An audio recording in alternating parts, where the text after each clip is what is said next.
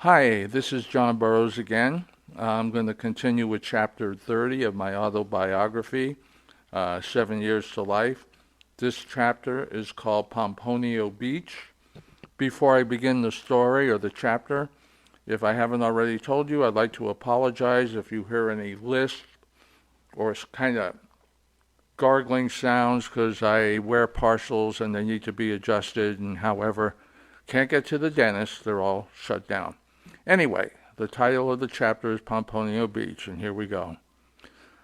I am going to backtrack a couple of years here in order to tell the story of Pomponio Beach and how it was a life-changing event for me.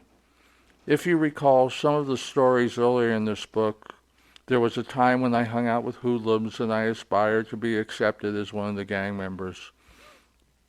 There had been an influx of new families in the neighborhood where most of my more violent friends resided. Of course, these new families came with their children, who were not readily accepted by most of the guys that had been living in the neighborhood for years. It felt like our turf was being invaded, and animosity grew between the old and new guys in the neighborhood. It was similar to the overall mood in Martin Scorsese Gangs of New York. This animosity grew to a baseless hatred because people on both sides felt that the only way to resolve this ticking time bomb was through a rumble. That is what it was called in 1964 at Pomponio Beach. There have been some detractors from this idea, of which I was one. However, our viewpoints were quickly disregarded because the majority of the guys on both sides had been whipped into a contagious frenzy by the more violent ringleaders on both sides. A date was set for the rumble that was to take place in the evening when it was dark. It was agreed that weapons of any sort would not be allowed. In other words, one was going to have to rely on their own individual fighting skills.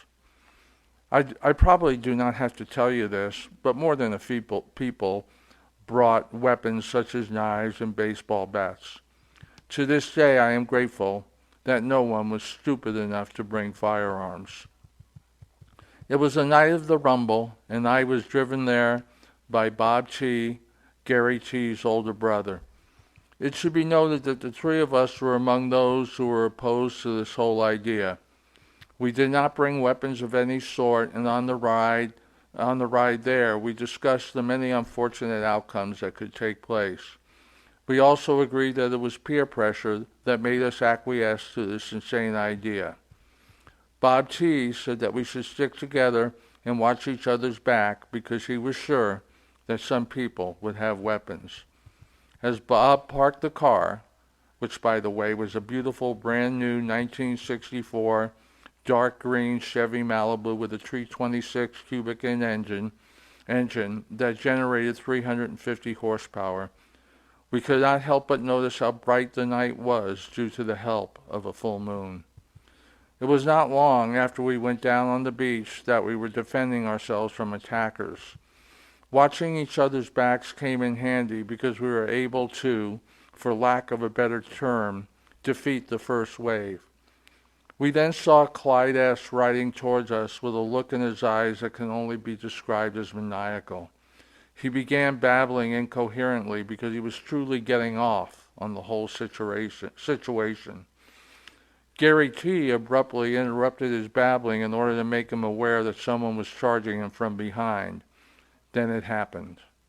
Clyde S. turned around, confronted his attacker, and then quicker than you could bat an eye, he pulled a knife that was tucked into a sheath that was apparently razor sharp and lopped off the left ear of his attacker, then ran down to the rest of the people on the lower portion of the beach, screaming like a madman. Bob, Gary, and I looked at each other, and the look that we gave each other was far more telling than words could ever hope to be. We started running back to Bob's car to get the hell out of there. While I was running back towards Bob's car, nausea overcame me. I began to vomit incessantly because of the horror I had just witnessed, not to mention the insanity displayed by Clyde S. On the ride home, we spoke shakily about our feelings and how we were affected by what we had just experienced. You have read about my anger management issues, and later in my life I did get into many fistfights, and as you will find out later, those fights were more for primal type of therapy than they were for intentionally trying to hurt someone.